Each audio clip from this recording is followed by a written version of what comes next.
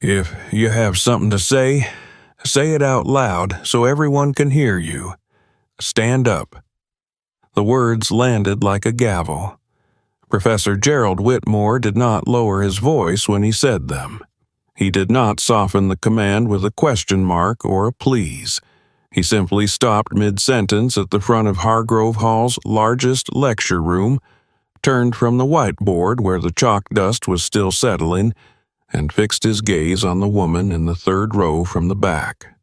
The woman in the gray uniform, the one holding a trash bag loosely at her side, the one who had said something quiet to the student beside her, something barely above a whisper, something that was not meant for him at all, but he had heard it. Or he thought he had. And Gerald Whitmore was not a man who let things pass. "I said stand up," he repeated. "If you feel confident enough to correct a professor of economics in the middle of a lecture, then you should be confident enough to do it in front of 200 students." The room went still. 212 students, to be precise. They sat in tiered rows, laptops open, pens hovering, and not one of them moved. A few looked at the floor. A few looked at her.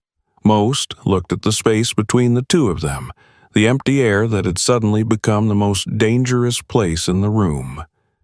The woman did not flinch. She set the trash bag down against the aisle seat, straightened, and stood. "Stay with this story to the end. Every detail here is here for a reason." What Professor Whitmore did not know, what not a single person in that lecture hall understood, except perhaps one, was who he had just made stand up. He did not know her name in full. He did not know where she had come from or what she carried. He did not know that the correction she had whispered was not a guess, not an accident, not the fumbling of someone who had overheard too much.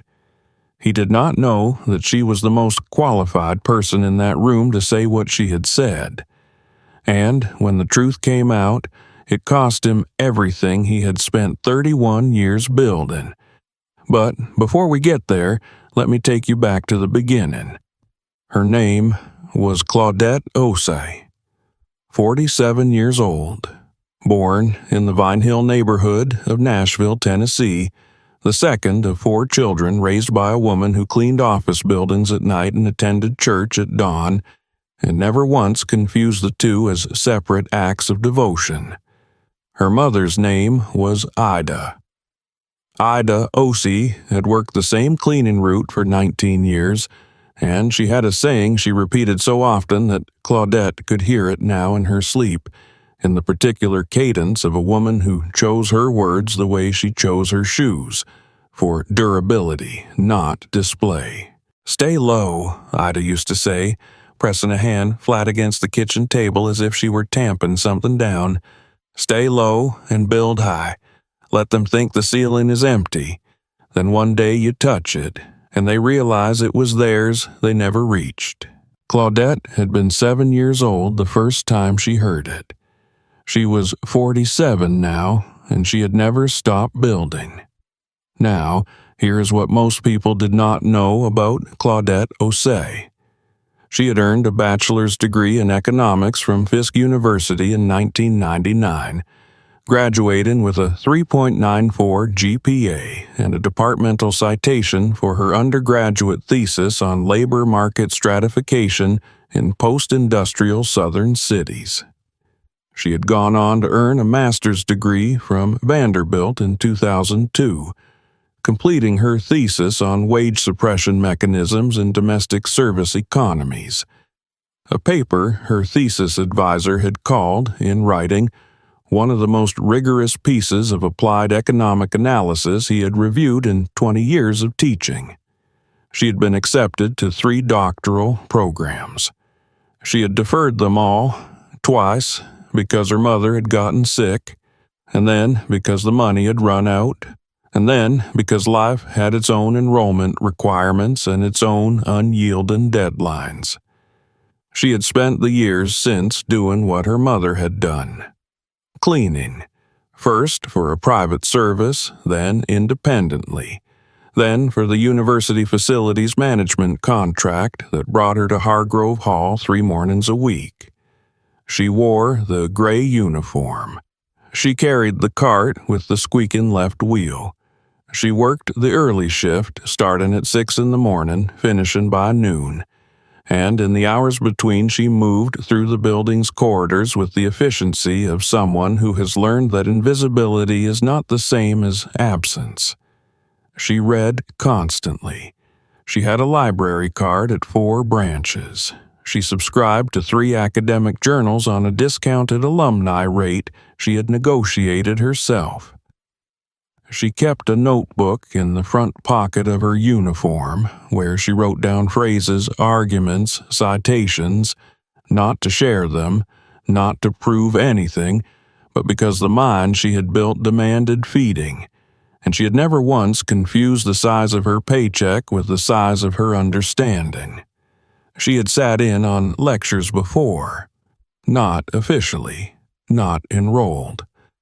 She would finish her section of the building, and if the door to a lecture hall was open, and the room was large enough that her presence near the back would go unremarked, she would linger.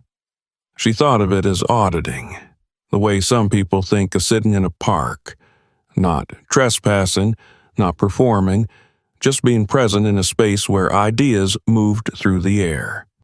She had been in Hargrove Hall's room 114 that morning because she had started her route at the east corridor and worked her way forward.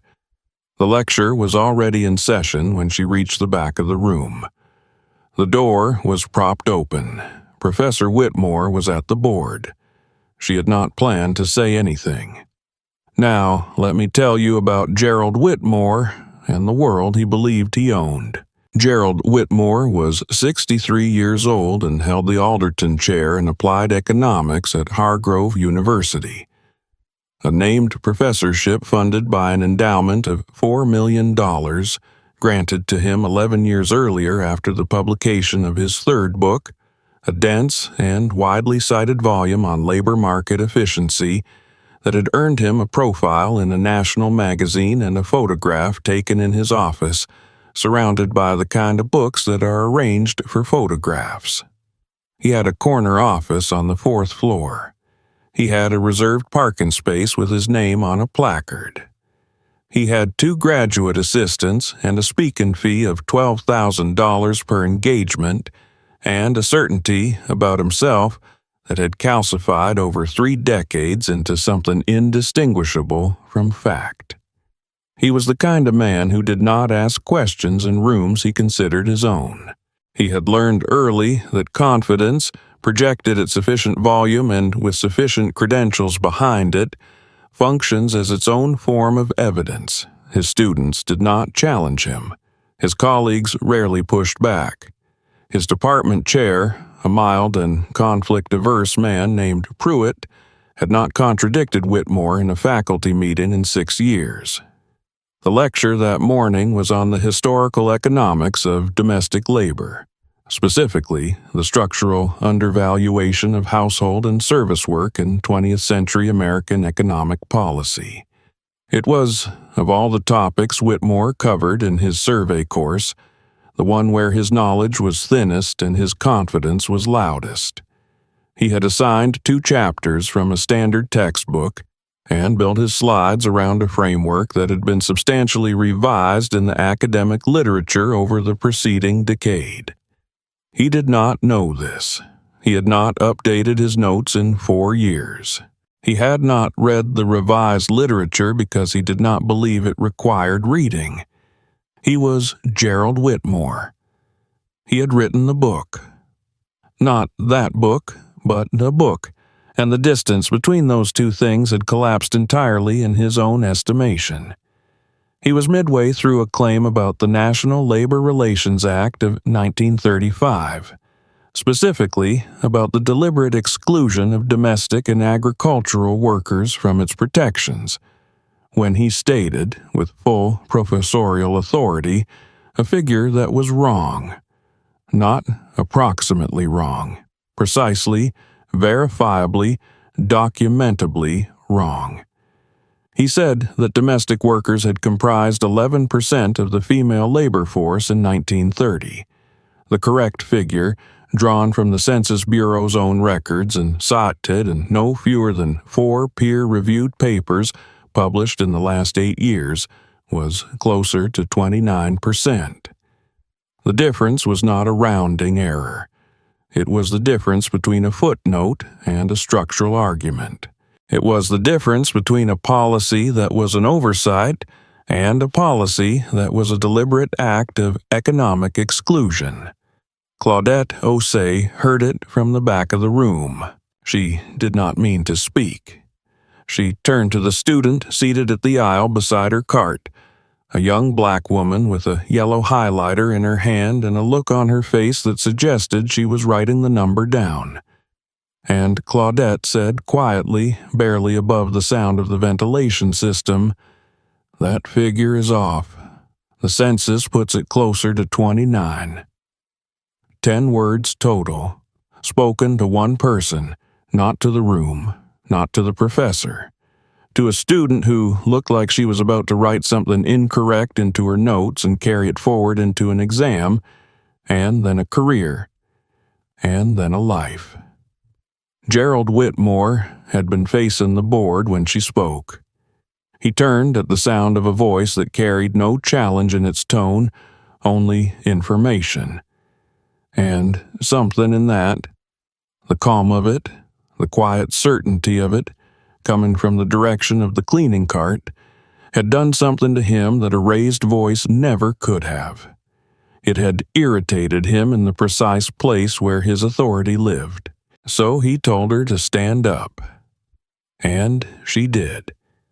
She stood in the gray uniform with the facilities management logo on the left breast pocket, in the third row from the back of a lecture hall that held 212 students, and she did not look at the floor.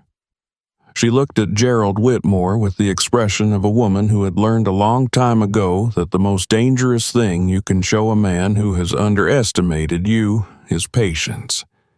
She never raised her voice, not once, not then, and not in anything that followed. "Well," Whitmore said. His arms were crossed. There was a small smile at the corner of his mouth that the students in the front rows would later describe, in statements they did not know they would be asked to give, as contemptuous. "Go ahead. Enlighten us. What is the correct figure, and where exactly did you come by this expertise?" The room was a held breath. In the fourth row from the front, a graduate teaching assistant named Marcus Webb sat with his laptop open and his hands very still.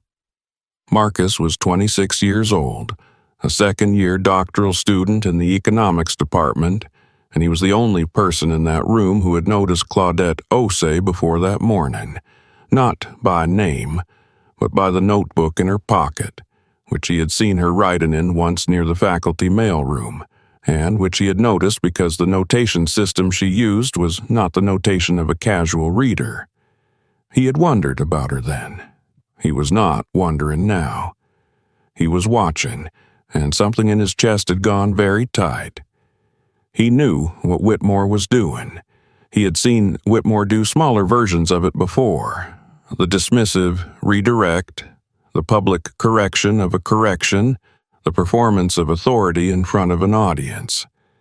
He had never seen it aimed at someone in a uniform. He did not stand up, not yet, but he opened a new document on his laptop and began to type. Claudette looked at Professor Whitmore across the length of the lecture hall, across 212 silent witnesses, across 31 years of his certainty, and 47 years of her invisible work, and she said, in a voice that was measured and clear and carried to every corner of the room without effort, "The 1930 Census of Population, Volume 5, Table 9, domestic and personal service workers comprised approximately 29% of employed women. The 11% figure appears in an earlier draft of the Millis Report from 1934, but it was revised before publication. The published version, which is the one cited in the legislative record, does not support the claim you just made." She paused. "I can give you the page number if you'd like." Dead silence. Not the silence of a room that is bored or distracted.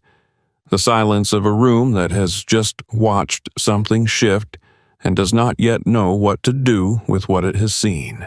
Whitmore's smile did not disappear immediately. It took a moment, 3 seconds, perhaps 4, for it to recede, because the smile had been load-bearing, and removing it required him to acknowledge, at some level below the one he usually operated on, that the woman in the gray uniform had just cited a primary source in front of his entire class and been correct. He said, "That's a very specific claim for a—" and then he stopped. He stopped because he did not have a word for what she was that he could say out loud in a university lecture hall without it becoming something else entirely. The word he had been reaching for was not about her knowledge, it was about her uniform, and even Gerald Whitmore in that moment understood that saying it would be a different kind of mistake than the one he had already made. He recovered, or he tried to. "We can look into that," he said, turning back to the board. "Let's continue." But the room did not continue the way it had before. The air had changed. The students who had been looking at the floor were looking at Claudette. The student with the yellow highlighter had not written the 11% figure in her notes. She had drawn a small asterisk and written in the margin 29, ? And then, after Claudette spoke, she crossed out the question mark. Marcus Webb was still typing, and Claudette Osei picked up her trash bag, straightened her cart, and walked toward the door at the back of the hall with the same unhurried step she had walked in with. She did not look back. She did not need to. She had said what needed saying. She had offered the page number. That was enough. But what Professor Whitmore did not understand, standing at the front of that room with the chalk still in his hand and the smile gone from his face, was that the moment was not over. It had not ended when she walked out. It had not ended when the class resumed and the students opened their laptops and the ventilation system resumed its low, indifferent hum. It had only just begun. Because Marcus Webb had been typing for 4 minutes. And what he was typing was not notes, and it was about to get worse for Gerald Whitmore. Marcus Webb had been a doctoral student long enough to know the difference between a professor making a mistake and a professor being wrong. Mistakes happened. Wrong was a different country entirely. One with its own geography, its own defensive borders, its own way of closing the gates when the map was challenged. He had watched Whitmore operate for 2 semesters. He had graded papers for his survey course, had sat in on office hours, had listened to the way Whitmore spoke about students who pushed back, not with curiosity, not with the appetite of a teacher who wanted to be corrected and made better, but with the flat, administrative patience of a man who had decided the conversation was already over before it began. What Marcus had just witnessed was not a mistake being corrected. It was something older and uglier than that, dressed in the borrowed clothes of academic authority. He kept typing. The document he had opened was a record, a time-stamped, precise, factual record of what had been said, in what order, with what tone, in front of how many witnesses. He wrote the date. He wrote the room number. He wrote the course code. He wrote Whitmore's exact words. "If you feel confident enough to correct a professor of economics in the middle of a lecture, then you should be confident enough to do it in front of 200 students. From memory, because he had a good memory and because those words had landed in him like something that needed to be caught before it hit the floor. He wrote what Claudette had said in response, including the citation, including the offer of the page number. He noted the time, 9:23 in the morning. Then he sat very still and thought about what he was doing. He was a second-year doctoral student. He had a fellowship that covered his tuition and paid him $19,000 a year. He had a dissertation committee that included 2 members of Whitmore's department. He had a career that did not yet exist in any durable form, still soft and unset, vulnerable to the impression of any heel that stepped in it carelessly. He knew what it meant to file a formal complaint against a tenured professor with an endowed chair and 31 years of institutional gravity behind him. He knew what retaliation looked like when it wore the face of a committee decision or a fellowship review or a suddenly unavailable recommendation letter. He knew all of that. He saved the document. He attached it to an email addressed to himself as a timestamp. Then he opened the university's Office of Equity and Inclusion webpage and found the name of the director. Her name was Dr. Patricia Holt. She had been in the role for 4 years. She had a reputation among the graduate students who paid attention to such things for taking complaints seriously and moving carefully and not being afraid of the people she was investigating. Marcus had never met her. He had heard her name the way you hear the name of a judge, with the understanding that the quality of the person matters enormously, and that you cannot always predict which direction that quality will cut. He did not send the email yet. He closed his laptop and watched the rest of the lecture with his hands folded on the desk and his face arranged into an expression that revealed nothing. But the document existed. And documents, unlike moments, do not fade. The lecture ended at 10:15. Marcus waited until the room had largely emptied, then walked to the front where Whitmore was erasing the board with the slow, proprietary strokes of a man who owned the space he was cleaning. "Professor Whitmore," Marcus said. Whitmore did not turn immediately. He finished the stroke he was making, set the eraser down, and turned with the expression of a man who has decided in advance that whatever is coming is not worth his full attention. "Webb," he said, "I wanted to ask about the figure you cited, the domestic labor percentage." Something moved behind Whitmore's eyes, not quite acknowledgement, not quite defensiveness, but the particular stillness of a man who has been waiting to see whether anyone was going to say it out loud. "I'll review the source material," Whitmore said. "These things happen in a survey course. You cover a lot of ground." "She was right, though," Marcus said. He kept his voice even. He kept his hands visible, loose at his sides. "The woman who spoke up, she cited the correct source." Whitmore picked up his briefcase. "I appreciate your diligence, Marcus. That's what I want from my graduate students." He said it the way you say something when you mean something else entirely. "Was there anything else?" Marcus looked at him for 3 seconds. "No," he said. "That was it." He walked out of Hargrove Hall into the October air, which smelled of cut grass and the mineral coolness that comes before the leaves finish turning. And he stood on the steps for a moment with his laptop bag over his shoulder and the document still open on his screen, and something in his chest that felt like the last moment before a decision becomes irrevocable. He thought about the woman in the gray uniform. He did not know her name yet, who had cited a census table from memory, offered the page number, and then picked up her trash bag and walked out without waiting to be thanked or acknowledged or even believed. He thought about his mother, who had worked a front desk for 22 years and had a college degree she had earned at night, and had never once been asked about it by anyone who looked at her from the other side of the counter. He thought about the document on his laptop. Then he walked back inside, found the facilities management office on the ground floor of the adjacent building, and asked the woman at the desk if he could leave a note for the cleaning staff member who worked the east corridor of Hargrove Hall on Tuesday and Thursday mornings.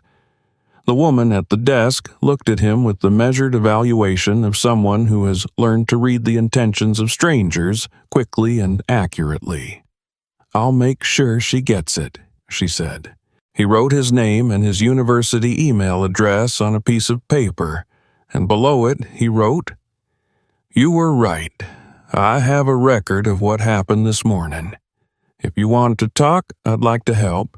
You don't have to, but I wanted you to know someone was paying attention." He folded it once and handed it across the desk. That was a Tuesday. By Thursday morning, Claudette Osei had read the note 3 times. She had set it on the kitchen table of her apartment on Meridian Street, under the ceramic mug her mother had given her the year she finished her master's degree, the one with the chip in the handle that Ida had said gave it character.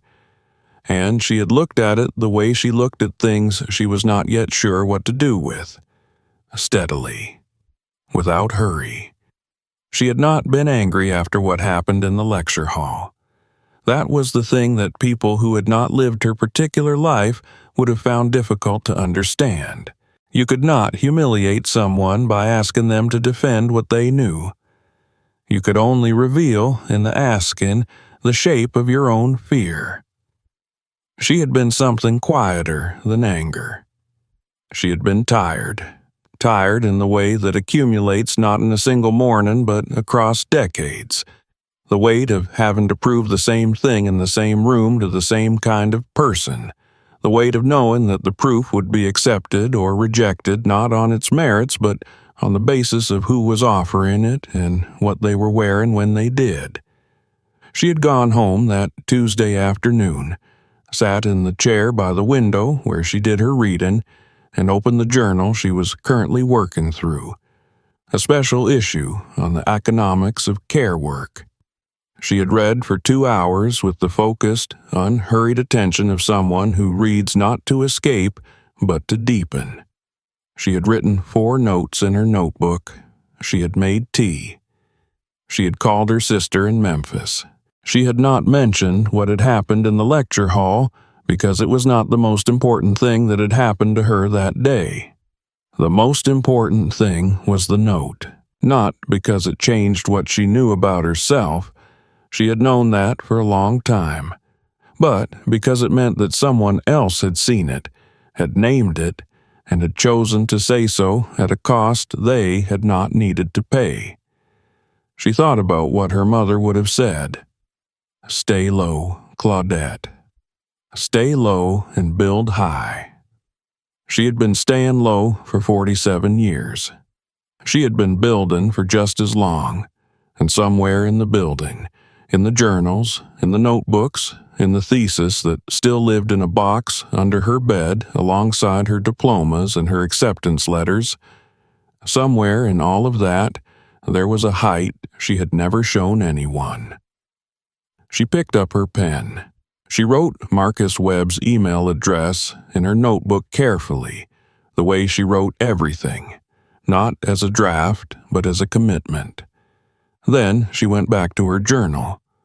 On Friday morning, she sent Marcus Webb a reply. It was 4 sentences long. She thanked him for the note. She confirmed that she had been correct about the census figure and named 2 additional sources that corroborated it. She said she would be willing to speak with him if he believed it was worth pursuing. And then, in the 4th sentence, she wrote something that made Marcus Webb sit back in his chair and stare at his screen for a long moment. She wrote, "I should tell you that I have a master's degree in economics from Vanderbilt University, with a thesis specifically on the undervaluation of domestic service labor in 20th century American economic policy. The figure Professor Whitmore cited is not only wrong, it is wrong in a way that fundamentally misrepresents the legislative intent of the 1935 exclusions. I have the documentation." Marcus read it twice, then he forwarded it to Dr. Patricia Holt at the Office of Equity and Inclusion, with the time-stamped document he had written in the lecture hall attached, and a note that said, I believe this requires your attention." He sat back and looked at the ceiling of his graduate student office, which was low and water-stained and smelled faintly of old paper, and he thought about the woman in the gray uniform who had offered the page number and then picked up her trash bag and walked out without looking back. He thought about what it costs to know something and say it quietly in a room full of people who are not ready to hear it. He thought about what it costs to keep knowing it, year after year, in the gray uniform, with the squeaking cart, in the early morning hours before the building fills with the people who believe the ceiling belongs to them. The email had been sent, the document existed. Dr. Patricia Holt had a reputation for moving carefully and not being afraid, and Gerald Whitmore, at that moment, was in his corner office on the 4th floor, preparing his slides for the following week's lecture, with no idea that the ground beneath his 31 years had already begun to shift. He did not feel it yet. He would. Dr. Patricia Holt had a particular way of reading a document. She did not skim. She did not highlight in the first pass. She read once, completely, with her hands folded on the desk and her reading glasses settled low on her nose, and then she sat in the particular silence of someone deciding what the thing she has just read actually is. She had been director of the Office of Equity and Inclusion at Hargrove University for 4 years. In that time, she had reviewed 112 formal complaints, investigated 67 of them, and reached findings in 43 cases. She had recommended disciplinary action in 11. She had been wrong, in her own estimation, exactly once, not about the facts, but about the timing, and the timing had cost a graduate student a semester she could not get back, and Dr. Holt had not forgotten it. She read Marcus Webb's email on a Friday afternoon. She read the time-stamped document. She read Claudette Osei's 4-sentence reply. She sat for a moment. Then she picked up her phone and called the facilities management office and asked for the name of the woman who worked the east corridor of Hargrove Hall on Tuesday and Thursday mornings. Claudette Osei. Dr. Holt wrote it down. She had already looked up the Vanderbilt Economics Department's thesis archive within 20 minutes of reading the email, and she had found the title, Wage Suppression Mechanisms in Domestic Service Economies, a structural analysis of policy and labor market exclusion, 1920 to 1960. She had read the abstract. She had read the first 10 pages. She had stopped not because the work was insufficient, but because she had understood by the end of the second page exactly what she was dealing with. She called Marcus Webb next. She thanked him for the document. She told him that what he had done required a kind of courage that was not evenly distributed in institutions like this one, and that she wanted him to know she understood what it had cost him. Marcus Webb, sitting in his graduate student office with the low, water-stained ceiling, said, "I just wrote down what happened." "I know," Dr. Holt said. "That's the part that required courage." She opened a formal inquiry the following Monday. She did not announce it. She sent a standard notice to Professor Gerald Whitmore's department chair, the mild and conflict-averse Pruitt, informing him that the Office of Equity and Inclusion had received information concerning an incident in room 114 of Hargrove Hall on the morning of October the 14th, and that the office would be conducting a review in accordance with university policy. Pruitt forwarded it to Whitmore with a message that said simply, "Heads up." He did not call. He did not offer to help. He had not contradicted Whitmore in a faculty meeting in 6 years, and he was not going to start now, but he was also not going to stand in front of whatever was coming. Whitmore read the notice in his corner office on the 4th floor, and for the first time and longer than he could remember, he felt the particular cold that comes not from temperature, but from the sudden awareness that the ground you have been standing on has been assessed by someone else, and the assessment has already begun. He called his department's legal liaison. He was told to cooperate with the inquiry and to say nothing beyond what was asked. He did not sleep well that week. The inquiry moved with the careful, unhurried pace of an institution that has learned, through expensive experience, that speed and justice are not the same thing. Dr. Holt interviewed 7 students from room 114 who had come forward voluntarily after word spread through the department, not through announcements but through the particular osmosis of shared graduate student offices and the student with the yellow highlighter who had told 3 people what she had written in her notes and why. She interviewed Marcus Webb formally. She reviewed Whitmore's course materials, his slides, his assigned readings, and the academic literature on the specific claim he had made. She found 4 peer-reviewed papers published between 2015 and 2022 that directly contradicted the 11% figure. She found the 1930 census table Claudette had cited. She found the Millis report, the draft version and the published version, and confirmed that the revision Claudette had described was accurate in every particular. Then she requested a meeting with Claudette Osei. They met on a Wednesday morning in Dr. Holt's office, which smelled of coffee and the dry warmth of a room with too many books and not enough ventilation.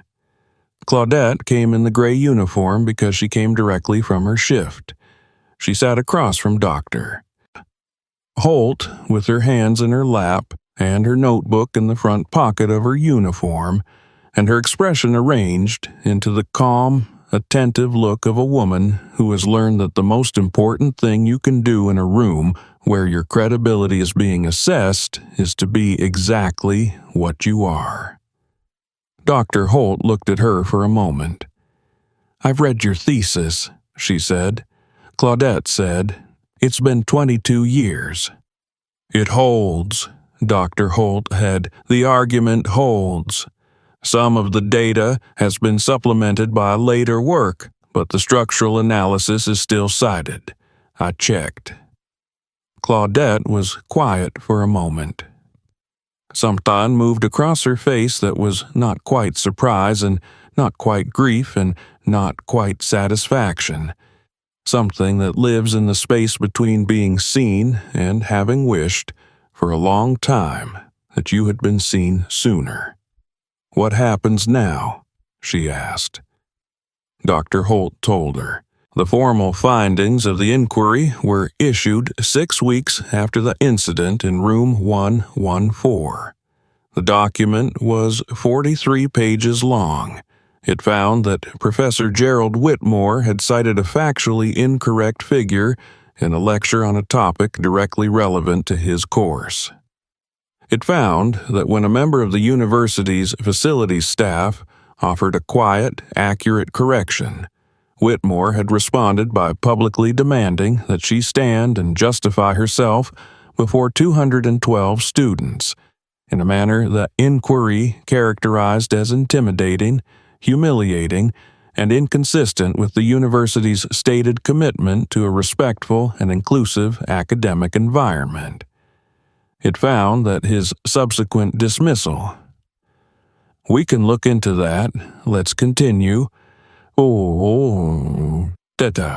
After she had provided a precise and verifiable citation, constituted a failure to engage honestly with the academic record. It found, further, that the staff member in question held a master's degree in economics from Vanderbilt University with a thesis directly relevant to the subject matter of the lecture, and that her correction had been not only accurate, but demonstrably more current and rigorous than the source material Whitmore had been using. The findings were forwarded to the provost's office. The provost was a woman named Dr. Anita Ferris, who had been in her role for 3 years and who had developed a reputation for reading every document placed on her desk and making decisions she could defend in writing in public and in court. She read the 43 pages over a weekend.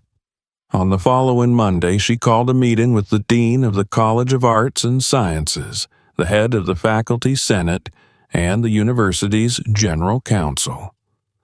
The meeting lasted 2 hours. What came out of it was not a firing. Whitmore's tenure made unilateral termination legally complex, but it was the next closest thing. Whitmore was removed from his survey course mid-semester. A visiting lecturer was brought in to complete the term. His graduate teaching assistants, including Marcus Webb, were reassigned. His sabbatical application for the following year, which had been pending approval, was denied. The Alderton Endowment Committee, a private body with its own governance structure, was notified of the inquiry's findings. They requested a meeting with the provost. That meeting lasted 40 minutes. The Alderton chair was not formally revoked, but the committee made clear, in language that was careful and unambiguous, that the endowment's renewal, due in 18 months, would be contingent on a demonstrated return to the standards the chair was meant to represent. Whitmore was not fired. The corner office remained. The parking placard remained. And everything else, the course, the assistants, the chair's future, the speaking engagements that had begun to quietly dry up as the story moved through the academic networks that move such things, everything else had shifted in a way that could not be shifted back. He issued a written apology, 3 paragraphs, reviewed by legal counsel before it was sent. It acknowledged the factual error. It acknowledged that his response to the correction had been inappropriate. It did not use Claudette's name. It did not mention her degree. It did not say the word wrong. Claudette read it once. She set it down on the kitchen table, under the ceramic mug with the chipped handle. She did not respond. She did not need to. Marcus Webb received something he had not expected. Dr. Holt, in the final section of her inquiry report, had noted his role explicitly, not as a complainant, but as a witness who had chosen, at personal professional risk, to document what he had seen and to ensure that the person most directly affected knew that someone had been paying attention. The report recommended that his fellowship be reviewed for renewal with favorable consideration. The fellowship committee reviewed it and renewed it with a 1-year extension and a small research stipend that had not been part of the original award. Marcus sat in his graduate student office with the low, water-stained ceiling and read the renewal letter twice. He thought about the note he had written on a piece of paper and left at the facility's management desk.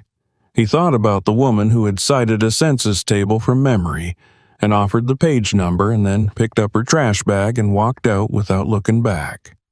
He thought about what it means to be the person who writes it down. 3 months after the inquiry concluded, Hargrove University announced a new policy requiring that all survey course materials in the humanities and social sciences be reviewed for factual currency by a faculty committee every 4 years. It was a small change, administrative in the way that most real changes are administrative, unglamorous, procedural, likely to be forgotten by anyone who did not know what had made it necessary. But it existed. It was in writing. And it would outlast the incident that had produced it, the way that most small, durable changes outlast the moments that force them into being. Claudette heard about the policy from Marcus, who sent her a brief email with a link to the university's announcement and no additional commentary. She wrote back 2 sentences. She said she was glad. She said she hoped it helped someone. Then she went back to work. She still worked the east corridor of Hargrove Hall on Tuesday and Thursday mornings. She still started at 6. She still carried the cart with the squeaking left wheel. She still kept the notebook in the front pocket of her uniform. Nothing about her mornings had changed, and she had not expected them to. She had not done what she did in room 114 in order to change her mornings. She had done it because a student with a yellow highlighter had been about to write something incorrect into her notes, and Claudette Osei had never been able to watch that happen and say nothing.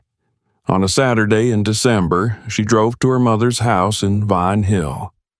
Ida was 81 now, smaller than she had once been, slower on the steps, but still possessed of the particular stillness of a woman who had spent a lifetime choosing her words for durability and not display. They sat on the porch in the cold, with blankets across their laps and tea in their hands, and the yard in front of them was bare and brown and waiting for spring. Claudette told her mother what had happened. She told it simply, the way Ida had always told things, without embellishment, without performance, without asking the listener to feel more than the facts warranted. Ida listened without interrupting. When Claudette finished, she was quiet for a long moment. The cold pressed in around them. Somewhere down the block, a dog barked twice and went silent. "You said 7 words," Ida said. "10," Claudette said, "after the first 3.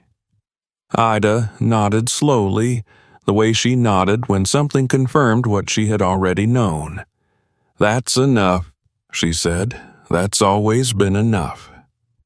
They sat for a while longer, the two of them, in the particular warmth of a porch in winter when you are sitting beside someone who has always known what you were worth. Now, here's what I want you to carry with you when you leave this story. Claudette Osei did not win because she was discovered. She did not win because someone rescued her, or because luck arranged itself in her favor, or because the system finally decided to be fair. She won because she had built something real, in silence over decades, and when the moment came, she did not reach for anger or performance, or the satisfaction of watching someone be diminished. She reached for the census table. She offered the page number. She picked up her trash bag and walked out. The restraint was not weakness. The restraint was the whole argument. Because here is the thing that this story is really about, the thing that lives underneath the lecture hall and the inquiry and the 43-page report and the policy that will outlast all of them. It is about the people who move through the world in gray uniforms and front desk jobs and night shifts and early mornings, carrying inside them a depth that the room they are standing in has decided, before they open their mouths, they cannot possibly possess. It is about the cost of that assumption, not just to the people who bear it, but to every room that makes it, every institution that permits it, every class of 212 students who almost wrote down the wrong number because the person who knew the right one was standing too far back for anyone to think she mattered. This happens every day. In lecture halls and boardrooms and hospital corridors and courtrooms and every other room where someone has decided, before the conversation begins, who is worth listening to and who is not. The question is not whether the person in the gray uniform knows something the person at the front of the room does not. The question is whether any of us are paying attention. Marcus Webb was paying attention. And it cost him something. And it was worth it, and he knew it was worth it before he knew how it would end. That matters. That is the part I want you to remember.